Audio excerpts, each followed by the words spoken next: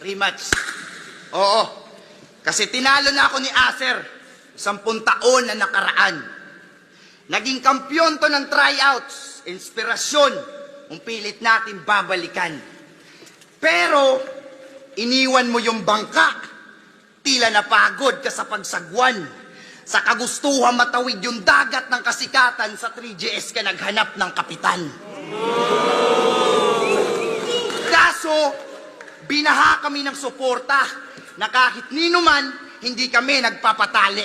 Ito ay gante ng panahon, pinagmamalaki na yung batang tinatawag mong may gatas pa sa labi.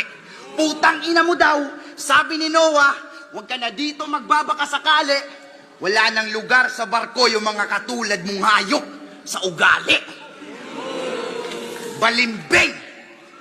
Balimbing si Acer harap-harapan. Marahil ulo malaki. Kinalimutan yung kinabukasan dahil sa mga nangyari sa gabi. Sige, kainin mo yan double time, pati katotohanan na hindi mo maari matanggi. Wala ka sa lugar kung may gusto kang ipaglaban. Taga-Masbate ka kasi.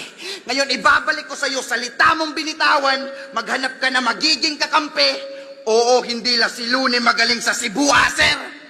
Marami pa kami.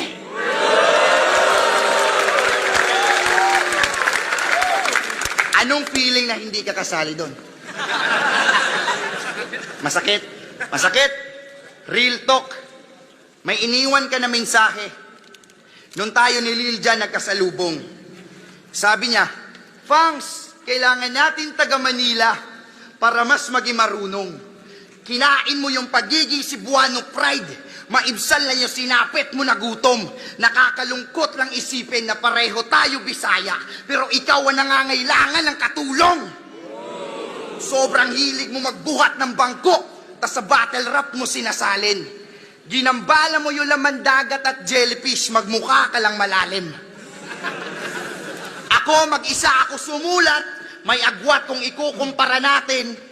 Mas bagay sa'yo pusit kasi yung tinta mo sa maraming kamay nang galing.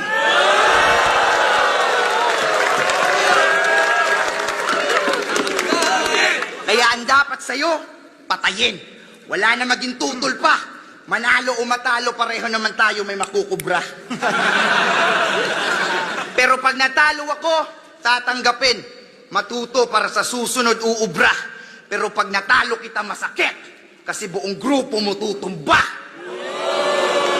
Ngayon mo sabihin sa akin, takot ako masapawan. Fuck you, di na tinuod bay. Tinakbuhan mo sarili mo lugar kasi walang karera maibigay.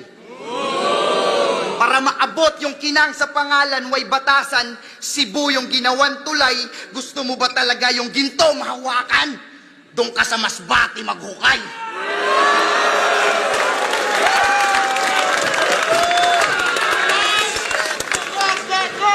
Kaya kung napansin nyo, wala akong inulit na anggulo.